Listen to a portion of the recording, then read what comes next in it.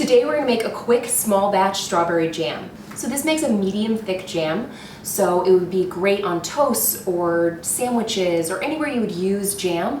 Ooh, pound cake, just saying. Yes.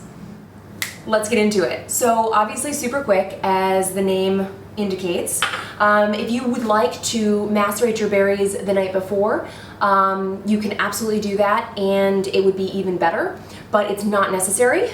So we are going to take our strawberries. If they're large, as mine were, I've kind of cut them up into chunks. Go ahead and put that in there.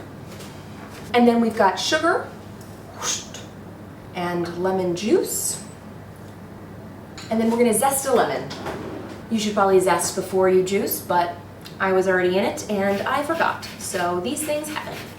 But just go ahead and, get your zest in there.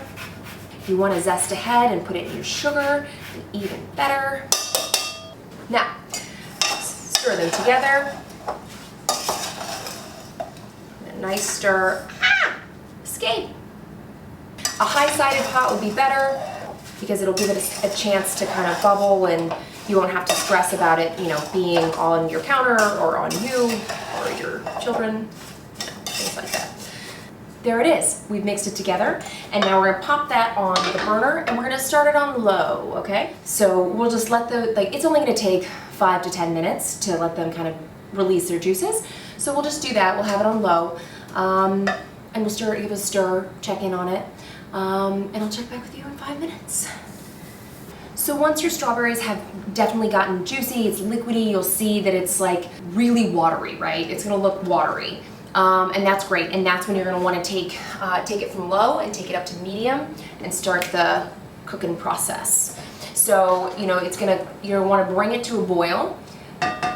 Once it kind of comes to a rolling boil, you'll see it'll start to kind of produce foam, and you're gonna want to, you're gonna wanna ladle that off. You can use a spoon or you can use a ladle. So I like to go ahead and kind of just scoop it with a ladle. I think it helps get more foam, less liquid, right? So you don't want to take your jam with you. You just want to get any of that foam out of there. That's what's going to make your jam not clear, which, if you don't care, then you don't care, and that's fine. It's not that serious. You do you. All right, so we're getting to that point where you are thinking that it might be almost done. It's getting thicker in there. It's really bubbling. It smells like strawberry jam, right? It doesn't just smell like strawberry and sugar. You know what I mean? It changes smell. I don't know how else to say that. And you can see that it gets super thick. So once it starts browning, that's it's gone too far. It's still going to taste delicious, and you have not messed it up. But it will have a different flavor and a different look to it.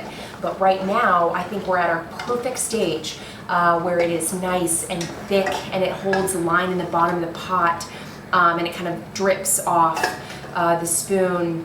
So we will take this and transfer it into our bowl to cool it down.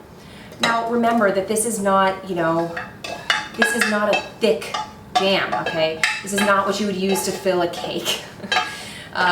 Without a serious jam, but this is a beautiful red and super bright and fresh, and because it's not super thick, we were able to kind of reduce the amount of sugar that's in it, so it's not a super sweet jam either.